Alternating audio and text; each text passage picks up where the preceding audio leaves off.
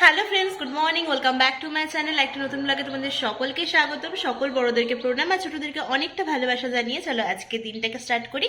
তো আমি রেডি হয়ে গেছি, যাচ্ছি হলো কীর্তন শুনতে। বাড়ির পাশে এত সুন্দর কীর্তন হচ্ছে, তো ঘরে কি আর মনকে আটকে রাখা যায়? ঘরে বসে থাকা যায় না, তার জন্য এখন সমস্ত কিছু আমাদের কমপ্লিট হয়ে গেছে। এখন বেজে গেছে 11টার মতো, আমি আর মা যাবো কীর্তনে। তো কিছুটা অংশ তোমাদের সাথে শেয়ার করবো। কীর্তনে সেভাবে ফোন অন করে রাখতে ইচ্ছাও করে না, ফোন নিয়ে থাকতেও ইচ্ছা করে না, তো কিছুটা অংশ তোমাদের সাথে শেয়ার করব। আর ওখানে কিন্তু খাওয়া দাওয়া সমস্ত কিছু চলছে, তো চলো এখন বেরিয়ে পড়া।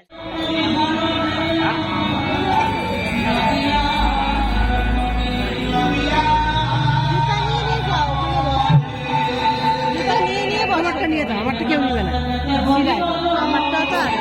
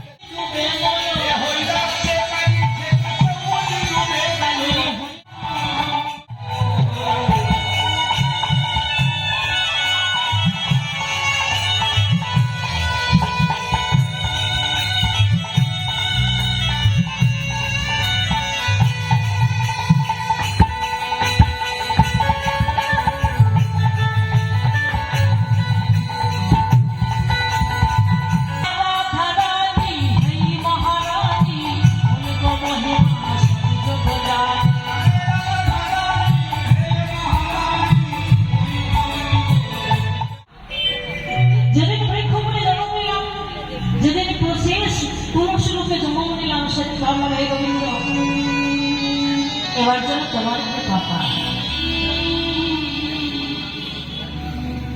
যেদিন জলে বাস করলাম, কৃমি কীট রূপে জন্মগ্রহণ করলাম, জলজ প্রাণী রূপে জন্মগ্রহণ করলাম, সেদিন শেষ জন্ম যেদিন শঙ্খরূপে হলো, সেদিন বললাম গোবিন্দ এবার যেন তোমার কৃপা। যেদিন পক্ষী করে জন্মগ্রহণ করলাম, কত কিছু জন্মগ্রহণ করার পরে শেষ জন্ম যখন ময়ূর রূপে জন্ম পেলাম, সেদিন গোবিন্দের কাছে কেঁদে কেঁদে বললাম প্রভু এবার যেন মানুষ করে জন্ম পেলাম।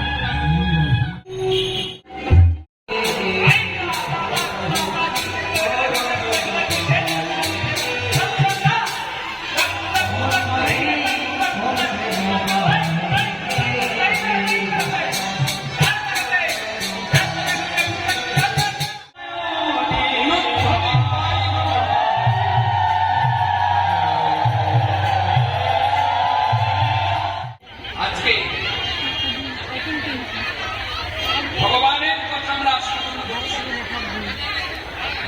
প্রেমময় রাধারানীর কথা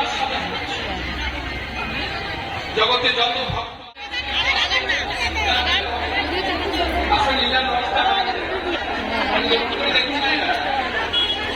যখন গোবিন্দকে দর্শন করেছে চিন্তা করে আমি একটু চাচ্ছি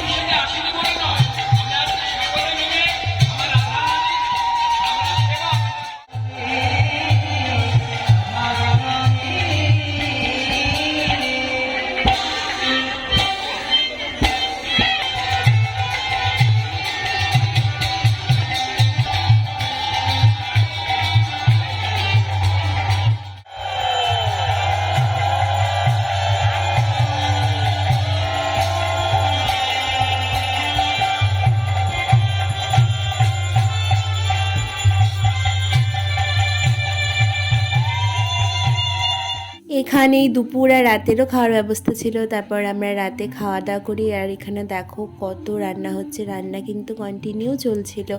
তারপর এখানে আমরা বসে পড়েছি খেতে, দেখো কত লোকের সমাহার। তারপর চলে আসি বাড়িতে, যেহেতু সূর্য পূজা হয়েছিল তার জন্য সবাই সিঁদুরও পরিয়েছিল। তো আজকের এই ব্লগটাকে এখানেই শেষ করছি। আশা করি তোমাদের কীর্তন স্পেশাল ব্লগটা ভালো লাগলো। তো দেখা হচ্ছে নেক্সট ভিডিওতে। Tata, good night.